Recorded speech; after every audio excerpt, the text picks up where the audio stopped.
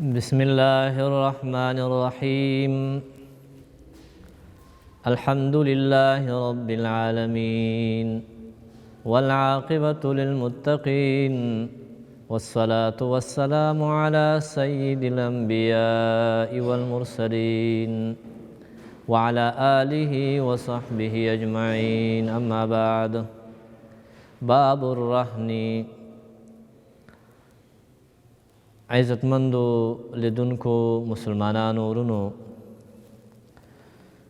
تاسو ته د پیغام پښتو تلویزیون نه شرحه د کتاب بلوغ المرام وړاندې کیږي.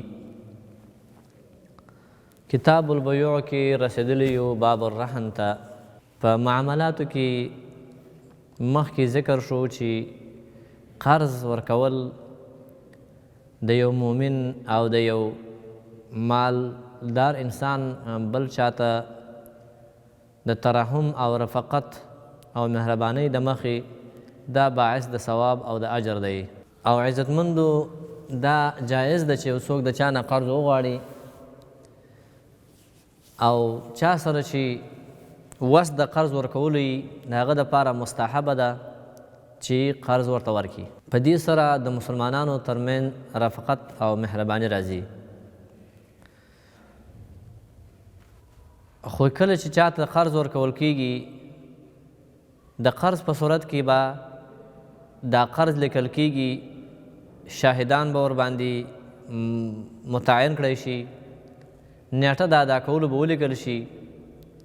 د دې دپاره چې د دې قرض نه وروسته نزاع او اختلاف په منځ د متبایعینو او مابین د دواړو کسانو کې جوړ نشي.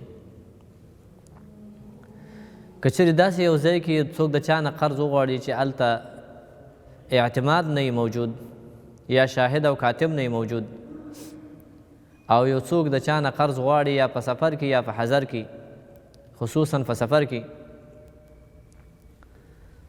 نو د اعتماد دپاره ته د چا نه قرض غواړې هغه وایي ما ته رهن او یو شی په ګاڼه کې پرېږده چې دا به زما سره امانت وي.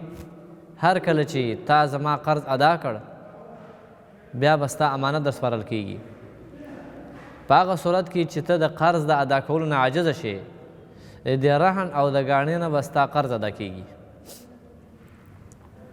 دغسې د قرض په معاملاتو کې یو شرعي حکم دی. قرآن کریم هم ورته اشاره کړې ده په آیت المداینه کې وروسته فرحان مقبوضه. که چیرې په یو بل مو اعتماد کوه صحیح ده او که اعتماد نه نو فرحان مقبوضه.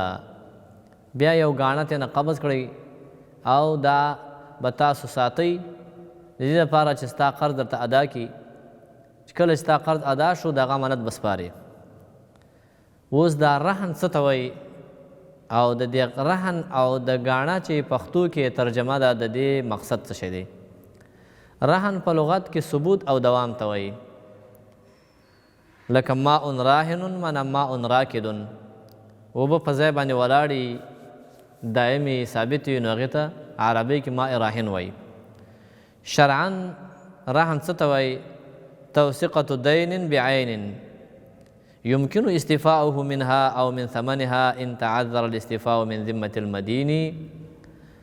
وای د دې قرض یو وثیقه او اعتماد دپاره یو شی اخیستل د دې قرض په بدل کې په عین یو شي سره يمكن استيفاؤه منها چې د دغې دین هغه پوره کېدل د دغه توثیقې نه د دې اعتماد دپاره چې اخیستل شوی د هغې نه د دې قرض پوره کېدل ممکن وي یا د هغې د پیسو نه ممکن وي. که چېرته د قرض دارې د ذمې نه د قرض پوره کول ممکن نه شو او هغه د قرض ورکول نه عاجزه شو، غیر ممکن وګرځېد ستا قرض ته ادا کړي، د دغه رهن نه د هغې د قرض پوره کول ممکن وي. داسې یو شی تېنه په ګاڼه کې واخلې. مثلا د چا نه قرض غواړې په ګاڼه کې ورته خپله سورلۍ پرېږدې، په ګاڼه کې ورته حیوان ورکې، په ګاڼه کې ورته بل څه ورکې، تر څو چې ته ورته قرض ادا کوې نو هغه ستا امانت واپس تاته کوي. دغسې معامله جایز ده بالکتاب والسنه و اجماع الامه. قرآن کریم کې دلیل شته چې فرحان مقبوضه.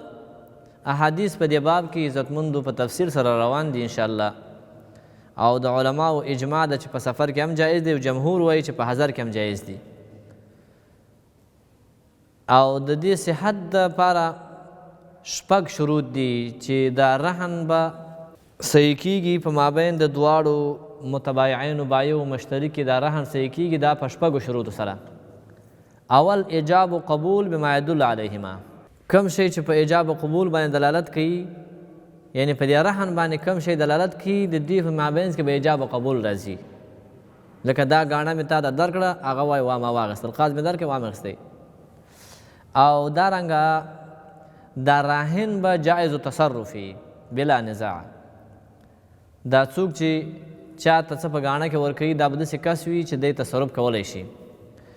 او د دې رهن قدر به معلومي. دریم شرط معرفت قدر الرهني، د دې قدر هغه د دې رهن اندازه چې څومره دی.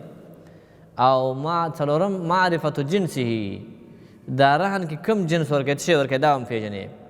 او بل معرفت صفته، چې دلته دا کوم شی په ګاڼه او په رهن کې یو چا ته ورکوي، د هغې هغه صفت به در ورته پېژندلی وي.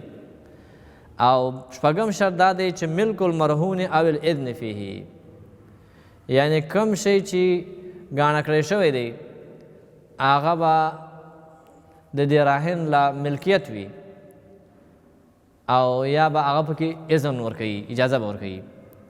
رهن چې دی من الوثاق التي يحصل من استفاء عند تعذر ذلك من الذمم، یعنی رهن د هغسې د اعتماد دپاره یو شی ورکول دی یو چاته چې کله د دې قرض ورکولو نه هغه انسان عاجزه شي، د دې رهن او د دې ګاڼې نه د هغې پوره کول ممکن وي.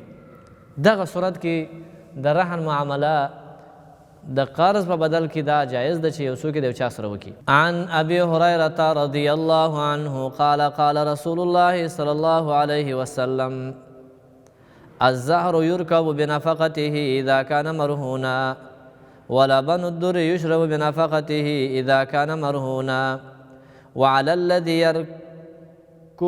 يركب ويشرب النفقه. رواه البخاري.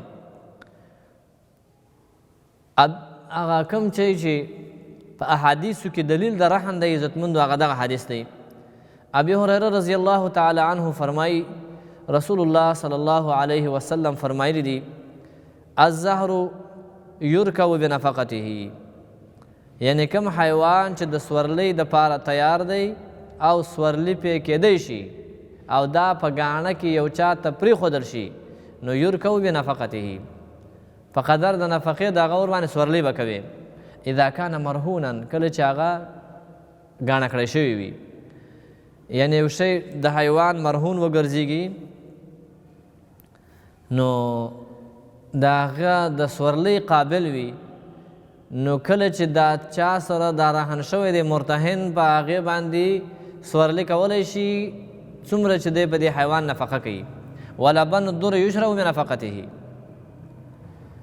او د کم حیوان چې په ګاڼه کې پرېښودل شوی دی او هغه شیدو والا حیوان وي، غوا وي، چیلۍ وي، ګډه وي، نو د هغې شیده به په قدر د نفقې څکل کېږي. ته چې د چا نه ګډه په ګاڼه کې راګیر کړي او بیا ورباندې 3 ټیمه خوراک او دا مړۍ یې خېټه یې، هغې نه چې کوم شیده کېږي هغه شیده څکلی شي، دا دغه نفقې په عوض کې. اذا کان مرهونا، کله چې دا ګاڼه شوی وي. وعلى الذي يركب ويشرب النفقه، هغه څوک چې په دې حیوان سورلي کوي او سکل کوي، نو په هغه باندې نفقه ده، یعنی څوک چې د دې حیوان شیده څکي او بیا پې سورلي کوي، نو دی به د هغې نفقه ورکوي.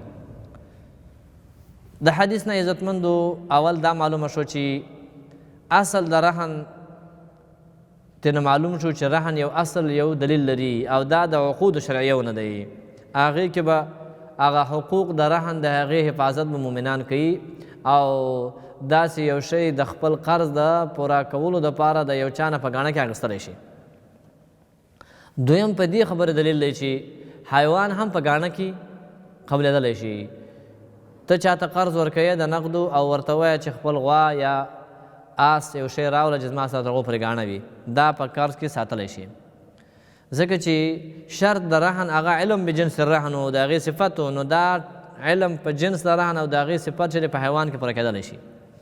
او رهن چې کله حیوان نو مرتهن پې سورلي کولی شي او د هغې شوده خوړلی شي.